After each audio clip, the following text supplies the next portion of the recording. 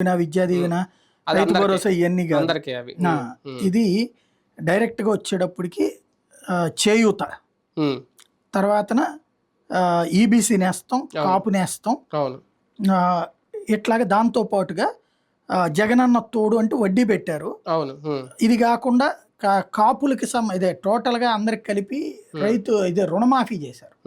ఇది ఇదా అవును డ్వాక్రా మహిళలు. ముందు తీసుకున్న డ్వాక్రా మహిళల రుణాలు ఆ టైంలో తీసుకున్నవి మాఫీ ఇప్పుడు జగన్ అందులో డ్వాక్రా రుణమాఫీ ఈసారి అనౌన్స్ లేదు, ఈయన చేయలేదు ఆయన కాబట్టి అక్కడ ఏమైంది, క్రిందసారి డ్వాక్రా రుణాలకి 20,000 కోట్లు ఖర్చు పెట్టాడు జగన్. ఏడాదికి 4,000 కోట్లు పడ్డాయి 5 ఏళ్లలో లెక్కేసుకుంటే. అంటే ఆ రోజున తను ఎక్కే నాటికి 28,000 కోట్లు అనుకుంటా, నాకున్న అవగాహన మేరకు 28,000 కోట్లు బాకీ.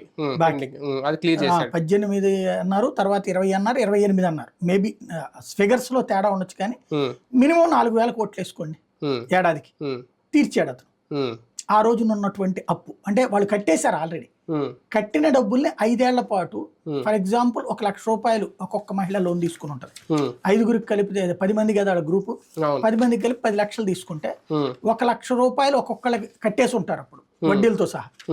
ఆ డబ్బులు జగన్ ఇచ్చాడు ఈ 5 ఏళ్ళు 20,000 తప్ప. ఇప్పుడు అది లేదు. కాబట్టి ఇక్కడ జగనే కూడా అందుకని తెలివిగా ఆ డబ్బులు ఎంతైతే తగ్గినాయో ఆ 4,000 రూపాయలు ఈ వీటి మీద ఖర్చు పెడుతున్నాడు. ఏది రైతులకు పెంచేది, తర్వాత పిల్లలకి